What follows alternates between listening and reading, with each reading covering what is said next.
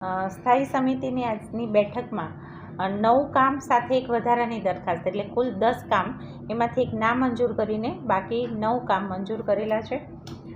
ત્રીજું જે આપણું કામ બાકી 2 હતું એ ઓડિટ અને રજાના અનુસંધાનમાં હતું, જે વિષયને આપણે ધ્યાનમાં લીધો.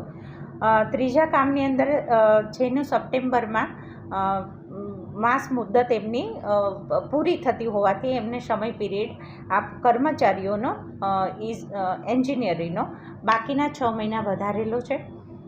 આપણા કેટલ શેડની અંદર જે કંઈ ઢોર અને પશુ આશ્રયમાં છે એના માટે લીલું ઘાસ અને સૂકું ઘાસ, આ બંને કામની દરખાસ્ત હતી એને મંજૂરી આપેલી છે.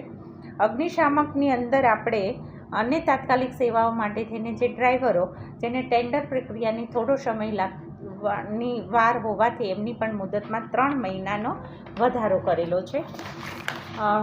એ ઉપરાંત આપણા આંતરરાષ્ટ્રીય યોગ દિવસ નિમિત્તે કમિશનર તરફથી આવેલી ખર્ચ અને ખરીદીને એને પણ આપણે મંજૂર આપેલી છે.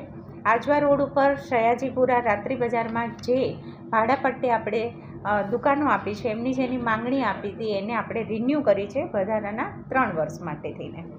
પશ્ચિમ ઝોનની અંદર ગોરવા યુપીએસસીમાં જૈન ગાર્ડન એક પ્લોટની અંદર એકદમ જાપાની સ્ટાઇલથી નવું નજરાણું વડોદરાને મળી રહે એ પણ આપણે મંજૂર આપેલી છે.